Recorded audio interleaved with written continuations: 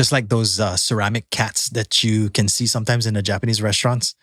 The ones that have the arm that's constantly swinging forward and back. Excuse me, Masen.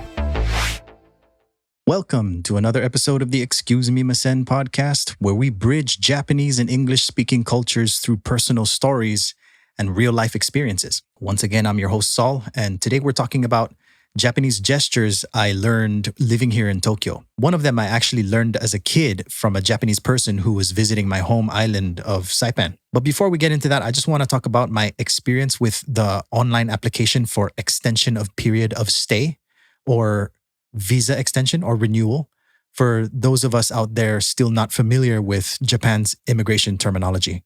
I need to be clear, though, that this is for spouse of Japanese citizen type of visa. I don't have any experience with the other stuff.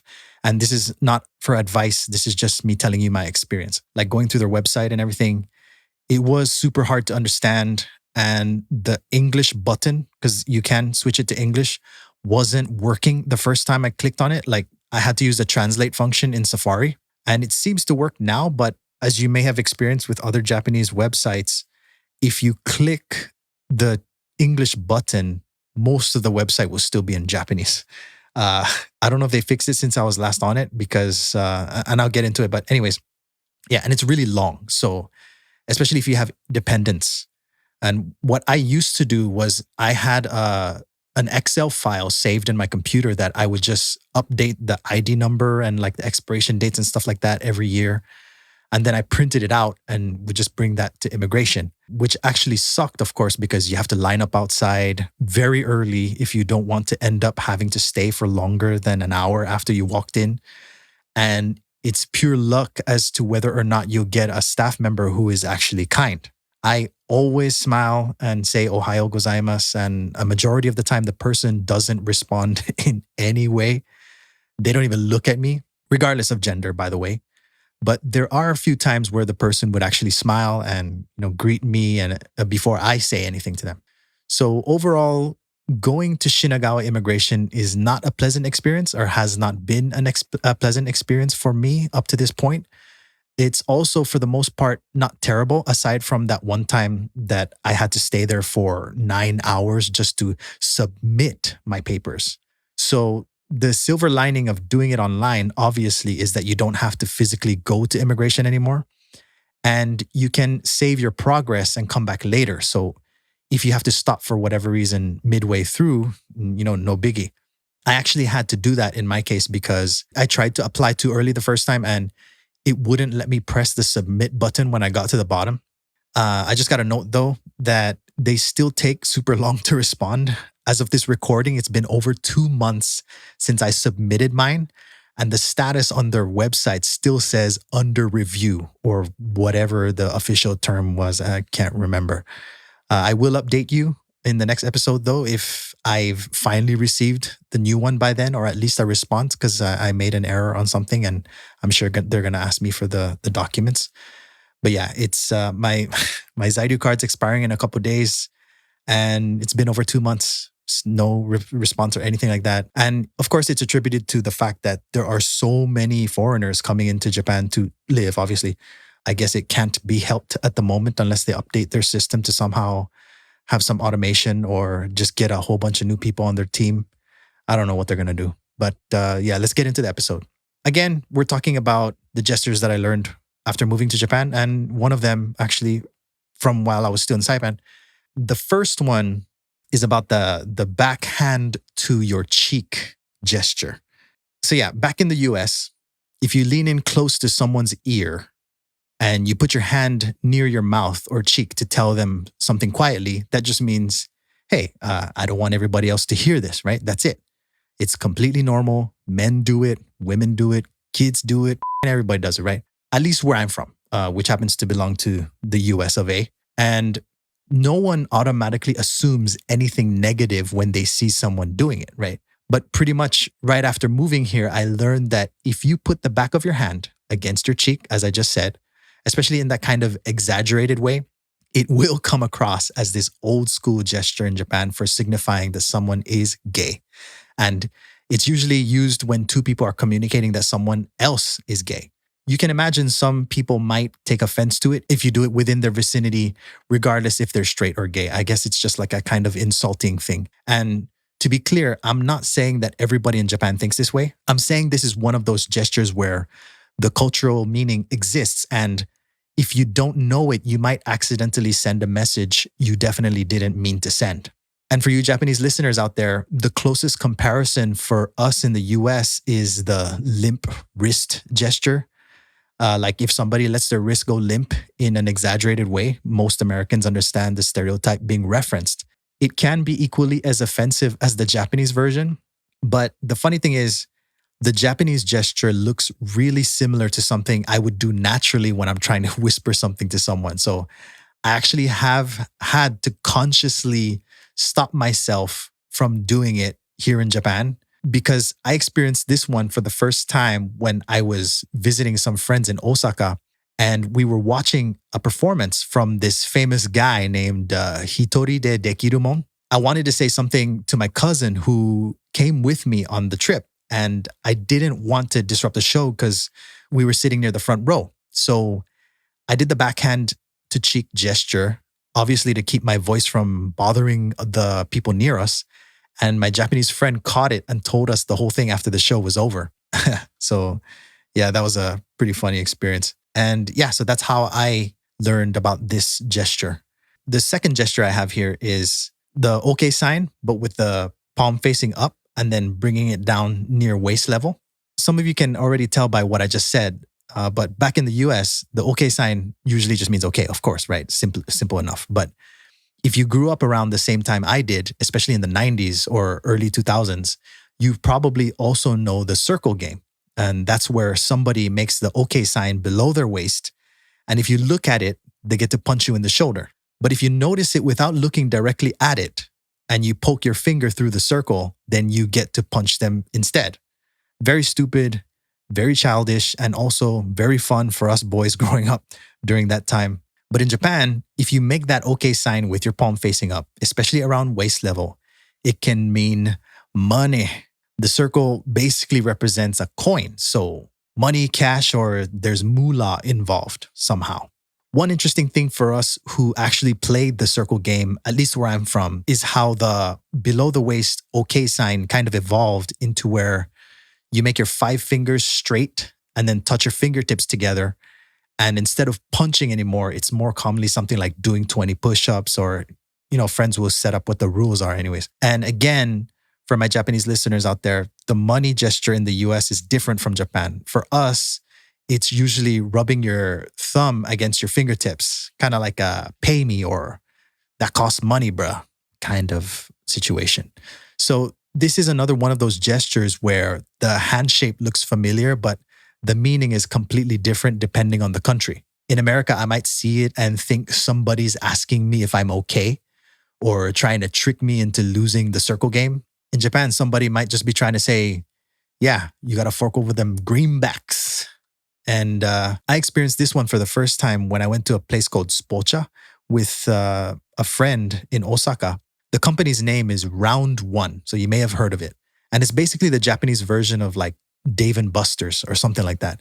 But instead of being one big open space, it's a bunch of small separated areas. And the stuff they have vary depending on which one you go to. So there might be one section that has like darts. There might be another section that has like bowling. There might be another section that has karaoke. There might be like, you go to the top floor, there might be like a batting cage. There's all kinds of stuff like even involving like soccer and golf. I recently learned that Tokyo people actually don't call it Spocha. They just call it Round One. I might be wrong. It might just be the name that the people I know personally gave it. But yeah, people around me who aren't very familiar with Kansai culture have never heard of Round One being referred to as Spocha. So I just kind of put 2 and 2 together. But yeah, that's how I learned about the OK sign with the palm facing up gesture, at least the Japanese meaning of it. So this next gesture is the rubbing your index fingers together gesture. Back in the US, if I see somebody make 2 fists, stick their pointer fingers out and start rubbing one pointer finger over the other, my first thought is, what are you doing? Are you trying to start a fire or something? it looks like somebody's trying to make sparks with two tiny little caveman sticks, right? It's like, what do you call that again? Flint, like with flint and whatever the other stick is supposed to be. But when checking online for any other meanings, I found out that it's an old school gesture in the US, meaning something like shame on you or something like that. But the source stated it was kind of old timey, like something you might see in an old cartoon or something a teacher might jokingly do to a kid or something like that. So it's pretty much unknown to my generation and younger, I would assume, since nobody around me is familiar with it. But in Japan, I learned that this gesture can come across as dirty or inappropriate, especially if the context is already kind of sexual or somebody is making a joke. It's one of those gestures where if somebody does it while talking about a couple or a hotel or two people being alone together, people might interpret it as a form of sexual innuendo. And that's what makes this one kind of weird for me, because to my American brain, it looks like I'm trying to start a fire. But in Japan, depending on the situation, it can be more like, oh, you're talking about a sexy time or something like that. And I experienced this one for the first time back in Saipan. This is the one I was talking about. And if you happen to be from Saipan, then you'll know what I'm talking about when I say this happened at Obzan Beach, which is spelled Obyan. I was in the water swimming with one of my cousins when we noticed this large group of people come down onto the shoreline.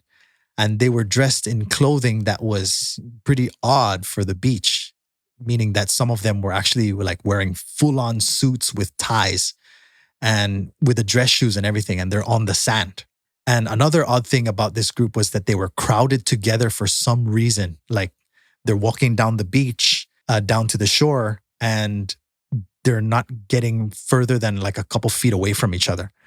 Anyways, they walked towards the edge of the beach where, after learning what they were doing, would be ideal for someone to hide what they didn't want anyone to see. And as they got closer to the very end of the beach, a woman in a towel separated from the group. So she basically came out from the center of the group. And then she took her towel off and walked behind a rock where my cousin and I couldn't see what was going on anymore. The group of maybe 10 or 15 dudes bust out cameras with flashes, and you could just hear the flashes and the shutters like really fast. And it looked kind of like it was like a red carpet event or something like that. It was like really rapid fire.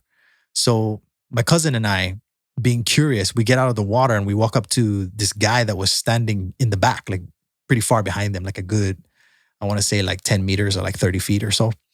And he looked like he might be like the driver or something. But we asked him what they were doing, and without saying a word, he just looks at me and rubs his two index fingers together. And being something like 10 years old, we had no idea what that meant. So we just straight up asked him, what does that mean? And he goes, they are taking pictures of the bad things, which we later found out was a nude shoot for a Japanese magazine, right? And that was my introduction into the gesture. I did experience having other people do it to communicate with me. And every other time it was by Japanese people in Japan, which is why this gesture made it into the episode. I'm not aware if it's used in other countries to mean the same thing. You can let me know in the comments. As I've said before, this podcast's main goal isn't advice. It's more about bridging the two cultures together through personal experiences. But yeah, that brings me to the next gesture, which is the pinky finger up. So back in the US, again, if somebody holds up their pinky, my first thought is usually either it's like a pinky promise or somebody's pretending to be fancy while drinking tea or something. Like how kids do the pinky promise thing all the time, right? You know how they lock pinkies and promise not to tell, someone's secret, or promise you're gonna be friends forever or whatever, right? And then there's the other version, as I already said, where somebody drinks tea or coffee with their pinky up to act fancy. And I don't even know if fancy/old money rich people actually still do that, but us commoners definitely do it when we're pretending to be fancy, as you've probably done a million times. But in Japan, holding up the pinky can mean girlfriend or lover or the woman in your life. And depending on the situation, it can also imply something a little more shady, like a mistress or an affair partner. So if two guys are talking and one of them holds up his pinky while talking about another dude, he might be saying, hey, is that his girl or is that his side? And again, to my Japanese listeners, as far as I know, there is no real American equivalent for this gesture. We don't really have a hand sign that means like his girlfriend or his side chick. We just say it or even just ask the person directly, bro, is that your girl?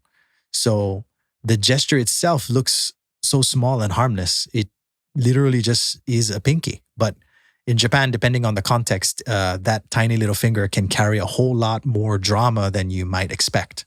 When I experienced this one for the first time, it was actually, as what I just said, I was in Osaka at Spocha, aka Round One, with my cousin and our friend, female friend, and one of her friends.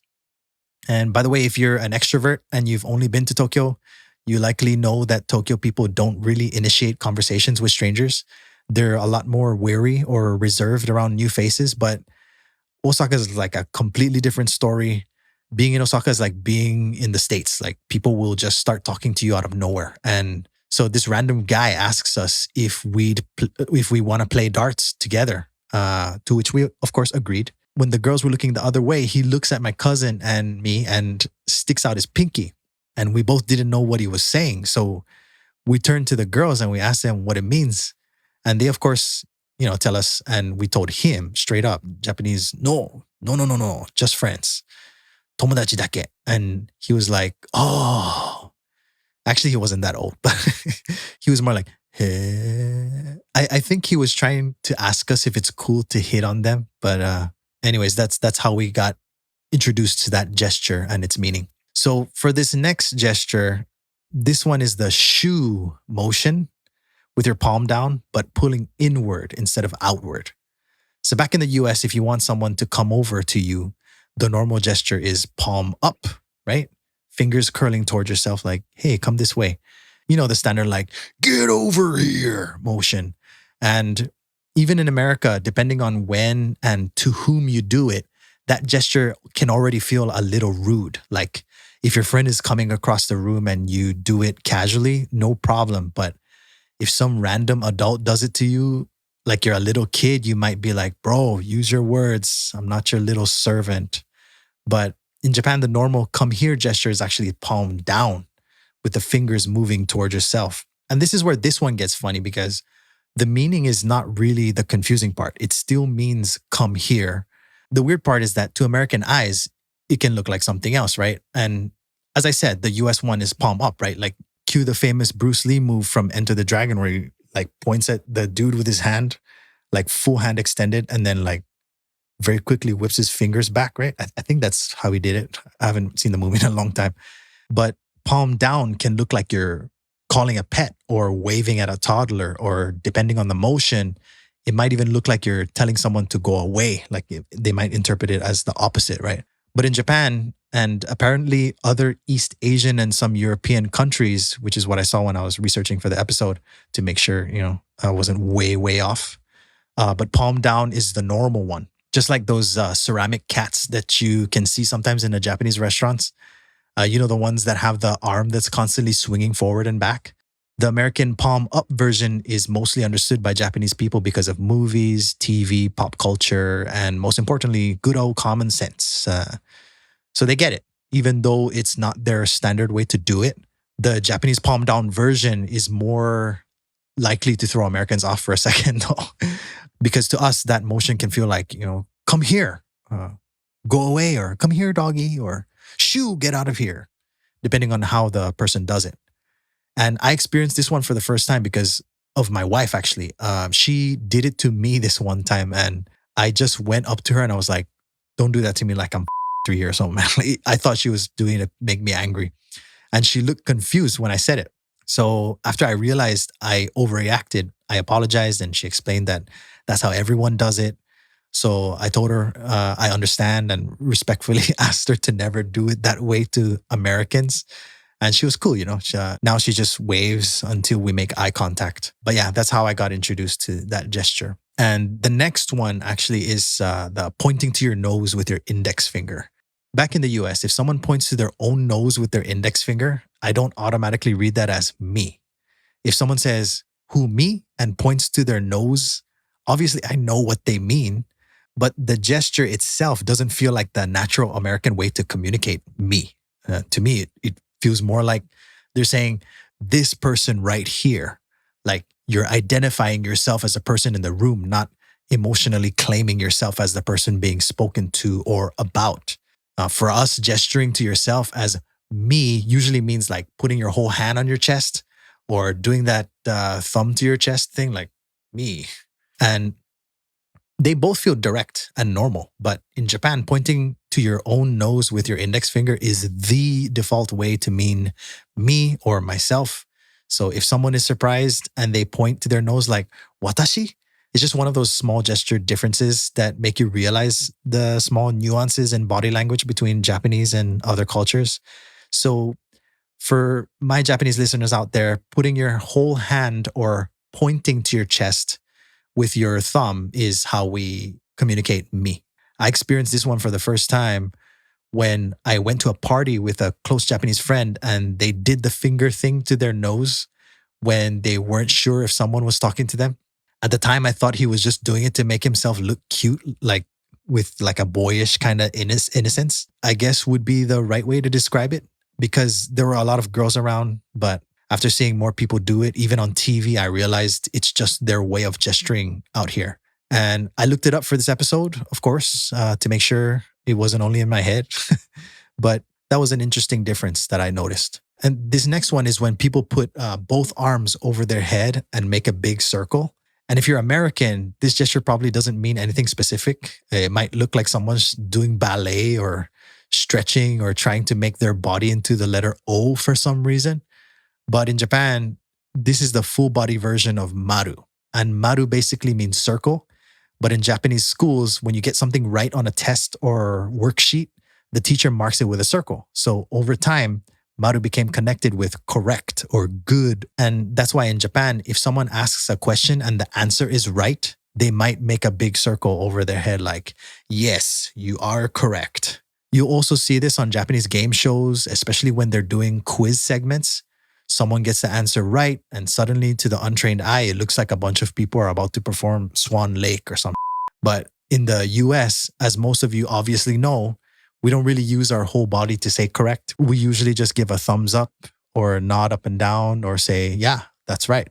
So for my Japanese listeners out there, if you make a big maru over your head in America, people may understand from context that what you mean is yes or okay. But the gesture itself is not really part of American body language. So if you feel compelled to do it, you might want to also say something out loud. And don't say ping pong.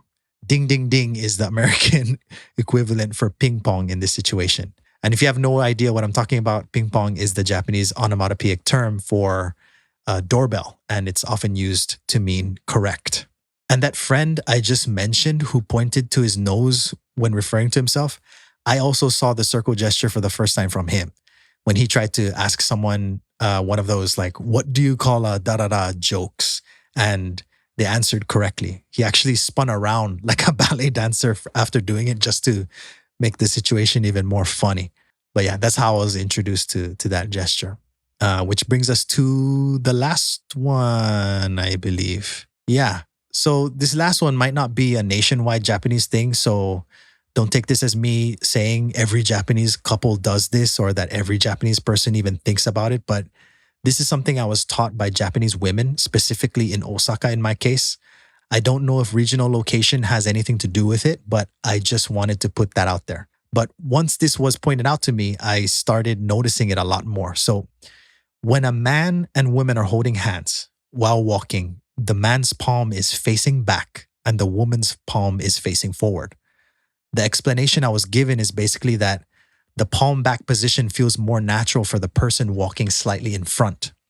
And because traditionally men are often expected to lead women, this hand position kind of happens naturally. So the man is in front, palm back. The woman is behind, palm forward.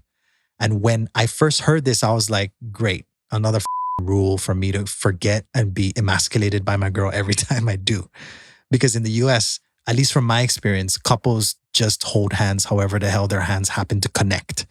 Fingers interlocked, palms flat, one person dragging the other one through Costco because they saw the free samples. nobody's looking at the palm direction like, yes, clearly this relationship has traditional leadership structure. To Americans, hand holding is just hand holding. Unless one person is yanking the other person like a toddler on a leash, most people aren't going to read that deeply into it. But in Japan, at least according to the women who taught me this, palm direction can sometimes reflect the idea that the man is leading and the woman is following. Again, I'm not saying this is some official Japanese rule. I'm not saying there is a hand-holding police officer behind a vending machine like, "Excuse me, sir, your palm is facing the wrong direction. I'm going to have to ask you for your license and registration." And for my Japanese listeners out there, in America, there really isn't a fixed male or female hand position when couples hold hands. People might notice if the couple looks cute, awkward, or like they're fighting in public, but they're definitely not analyzing which way your palms are facing, man. As you most likely already guessed, I learned this one from a girl who I was dating at the time. I didn't know my way around, so she was always guiding me. And the city being as packed as it always is, we couldn't exactly walk side by side. So she was always in front of me. So I would naturally grab her hand with my palm facing forward. And she would constantly flip the positions without saying anything. And at first I thought it was just something to do with hand sweat or comfort or something. And then she finally cracked and pretty much like scolded me, telling me everything that I just told you. So yeah, in Japan, apparently even holding hands can come with a little bit of unspoken social choreography. And yeah, that's it for today's episode. So follow the show and hit the bell icon if you'd like to be notified when new episodes come out. If you have any thoughts, questions, corrections, or if there's something about Japan that you want me to talk about in a future episode, leave a comment. Otherwise, you can find me on Instagram or Threads at XQS_podcast. As always, excuse me, Masen, and see ya.